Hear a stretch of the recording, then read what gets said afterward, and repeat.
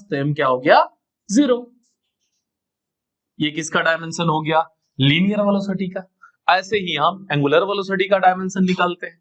तो सबसे पहले देखो दी थीटा, यानी यहां जो थीटा है यह डायमेंशन लेस क्वांटिटी है, तो डायमेंशन नहीं होगा तो 1, तो 1 अपॉन dt का डायमेंशन होगा, टाइम है ना t1, ऊपर जाएगा t रेज टू माइनस 1, तो इसका डायमेंशन होगा t raise to minus 1, m नहीं है तो m0, l नहीं है तो l0। तो होप आपको लीनियर वेलोसिटी और एंगुलर वेलोसिटी समझ में आ गया होगा स्टूडेंट। चलिए आगे समझते हैं लीनियर एक्सेलरेशन और एंगुलर एक्सेलरेशन को। तो स्टूडेंट अब एक्सेलरेशन समझते हैं। पहला एक्सेलरेशन कौन सा है? Linear acceleration. और जो दूसरा एक्सेलरेशन है हमारे पास वो कौन सा एक्सेलरेशन है? Angular acceleration. ये एंगुलर एक्सेलरेशन। लीनियर एक्सेलरेशन को किससे रिप्रेजेंट करते हैं? ए से, जो कि पहले से करते आए हम लोग, और एंगुलर एक्सेलरेशन को अल्फा से रिप्रेजेंट करते हैं, जो कि हम कभी कभार सुने होंगे। Linear acceleration a is equal to dv by dt। अब बताओ ये v से तो हम फैमिलियर हो गए। यस, v क्या है? लीनियर वेलोसिटी है। Change in linear velocity per unit time is called linear acceleration. और यहां पर क्या होगा? Alpha is equal to d omega by d t. What is d? Change. What is omega? Angular velocity. Change in angular velocity per unit time is called angular acceleration. या वही कहानी, the rate of change in linear velocity is called linear acceleration, the rate of change in angular velocity is called angular acceleration. चलिए unit की बात कर लेते हैं। इसका यूनिट क्या था? मीटर पर सेकेंड अपॉन सेकेंड, मीटर पर सेकेंड स्क्वायर। इसका यूनिट क्या था? रेडियन पर सेकेंड अपॉन सेकेंड, रेडियन पर सेकेंड स्क्वायर। यह यूनिट क्यों हम बार बार पढ़ रहे हैं? क्योंकि बहुत सारे ऐसे न्यूमेरिकल होते हैं कि उनका गिवन हमें समझ में नहीं आता है, तो यूनिट के थ्रू हम उनको इजीली समझ सकते हैं स्टूडेंट। डायमेंशन की बात करें, इसका डायमेंशन क्या था? L1 t raise to minus 1, ये t रेज टू 1 होगा, ऊपर जाएगा t रेज टू माइनस 1, ये हो जाएगा m0 L1 t raise to minus 2। ऐसे ही यहां पर डायमेंशन निकालते हैं, तो इसका क्या था? t रेज टू माइनस 1, और ये t रेज टू 1, ऊपर जाएगा t रेज टू माइनस 2 हो जाएगा स्टूडेंट, m0 L0। तो होप आपको ये टर्मिनोलॉजी समझ में आ गया होगा। चलिए अब हम देखते हैं लीनियर एक्सेलरेशन और angular acceleration, linear velocity, angular velocity में क्या रिलेशन है student. Relation between v and omega, ये पहला रिलेशन हमको पढ़ना है। और दूसरा पढ़ना है relation between A and alpha, ये दूसरा रिलेशन पढ़ना है स्टूडेंट। तो चलिए पहला समझते हैं। ये सर्कल है, रेडियस ओ ए, रेडियस ऊपर बना लेते हैं, ज्यादा अच्छा रहेगा। अब वो डिस्प्लेस होके यहां बी पोजीशन पर पहुंच गया, एंगल क्रिएट हुआ हमारे पास थीटा। ये क्या है स्टूडेंट? हमारा आर्क। मान लो इस आर्क की वैल्यू हम लोग दे देते हैं कुछ एक्स, एक्स वैल्यू है इसकी, ठीक है। तो लोअर ग्रेड में हमने एक फॉर्मूला पढ़ा था, angle is equal to arc by radius. ये पढ़ा था कि नहीं पढ़ा था? यस, पढ़ा था। Angle is equal to arc by radius. Angle क्या है यहां पर? थीटा है। आर्क क्या है यहां पे? ए बी, ए बी हमारा आर्क है, radius R. Theta is equal to A B की कुछ वैल्यू है, यस, एक्स है, बाय आर, क्रॉस मल्टीप्लाई कर लेते हैं, X is equal to R into theta, या थीटा इंटू आर। अगर हम इसको डिफरेंशिएट कर दें, क्या कर दें, डिफरेंशिएट। अब हम 11th ग्रेड में डिफरेंशिएशन सीखे हुए हैं। अगर y को डिफरेंशिएट करते हैं विथ रिस्पेक्ट टू x तो क्या हो जाता है, dy बाय dx। ऐसे इसको डिफरेंशिएट करें विथ रिस्पेक्ट टू t, किसके रिस्पेक्ट में, विथ रिस्पेक्ट टू t, तो ये क्या हो जाएगा student, dx by dt। r differentiate नहीं होगा और ये हो जाएगा d थीटा बाय dt। अगर आप बेसिक डेरिवेटिव जानते हैं तो आप इसको इजीली समझ सकते हैं। dx बाई dt क्या होता है, v, थोड़ी देर पहले हमने पढ़ा था, v dx by dt, change in linear displacement पर unit time is called linear velocity, v r, और d थीटा बाई dt क्या होता है, ओमेगा। तो हमको पता चल गया linear velocity is equal to radius into angular velocity. एक फॉर्मूला मिल गया। अब चलिए दूसरा देखते हैं स्टूडेंट। हमको पता है v know v is equal to r into omega. ये कहां से पता चला, देखो जस्ट अभी सॉल्व किए हैं हम लोग। v is equal to r into omega. इसको डिफरेंशिएट कर दें, differentiating with respect to t, तो ये क्या हो जाएगा, dv by dt is equal to r d omega by dt। dv by dt a, r, d omega by dt क्या होता है स्टूडेंट, अल्फा। तो यहां भी हमको मिल गया a is equal to r into alpha. Hope आपको ये समझ में आ गया होगा। लिख लीजिए, बहुत इंपॉर्टेंट है। आगे v is equal to r into omega का हम बहुत जगह पर यूज करेंगे स्टूडेंट। एक इंपॉर्टेंट टर्म पढ़ते हैं, इस टर्म का नाम है टाइम पीरियड, जो कि हम पहले भी पढ़ चुके हैं। टाइम पीरियड, टाइम पीरियड को टी से रिप्रेजेंट किया जाता है, कैपिटल टी। मैंने आते ही बताया टाइम पीरियड एक रिवॉल्यूशन, एक रोटेशन, एक ऑसिलेशन, एक वाइब्रेशन होने में जितना टाइम लगता है उसे कहते हैं टाइम पीरियड। एक फॉर्मूला होता है student, speed is equal to distance upon time. क्या फॉर्मूला होता है, speed is equal to distance upon time. अगर हम बात करें लीनियर फॉर्म में इसी चीज को, कॉन्सेप्ट को समझे, दो पार्ट में डिवाइड कर लेते हैं। एक लीनियर फॉर्म और दूसरा हम लोग एंगुलर फॉर्म में देखेंगे। तो लीनियर फॉर्म में स्पीड हम ले लेते हैं v है, वेलोसिटी। डिस्टेंस क्या होगा, अगर कोई चीज सर्कुलर मोशन करेगा तो ये यहां से हम ऐसा बैंड को खोल दे तो सीधा हो जाएगा, तो वो उतना बड़ा ही खुलेगा जितना सरकमफेरेंस होगा। तो डिस्टेंस जो होगा किसी सर्कल पर वो किसके इक्वल होता है, सरकमफेरेंस, और सरकमफेरेंस का फॉर्मूला होता है 2 पाई r। टाइम क्या होगा t, तो v is equal to 2 pi r by t।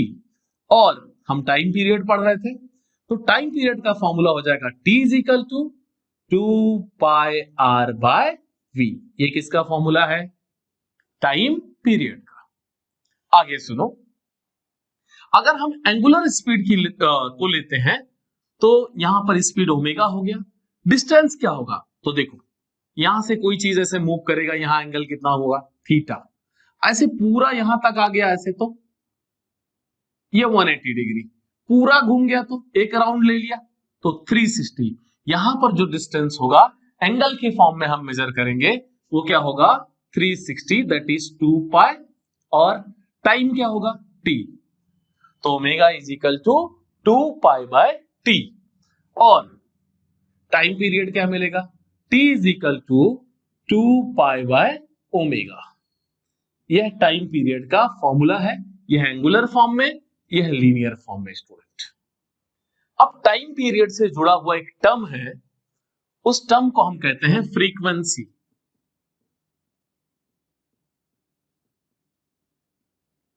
देखो एक राउंड लेने में जितना टाइम लगता है उसे हम कहते हैं टाइम पीरियड। और एक सेकेंड में कितने वाइब्रेशन या कितने रोटेशन या ऑसिलेशन होते हैं इन 1 सेकेंड, दैट इज पर सेकेंड कहा जाता है। पर मतलब होता है 1 सेकेंड में कितने वाइब्रेशन, रोटेशन या ऑसिलेशन होते हैं, उसे हम लोग क्या कहते हैं स्टूडेंट? फ्रीक्वेंसी। फ्रीक्वेंसी को हम एन से, एफ से और न्यू जैसे वर्ड से रिप्रेजेंट करते हैं। जब हम वेव थ्योरी ऑफ लाइट पढ़ेंगे तो वहां न्यू से रिप्रेजेंट करेंगे। New is a frequency of photon, H new, F से रिप्रेजेंट करेंगे। यहां पर हम फ्रीक्वेंसी को एन से रिप्रेजेंट करेंगे।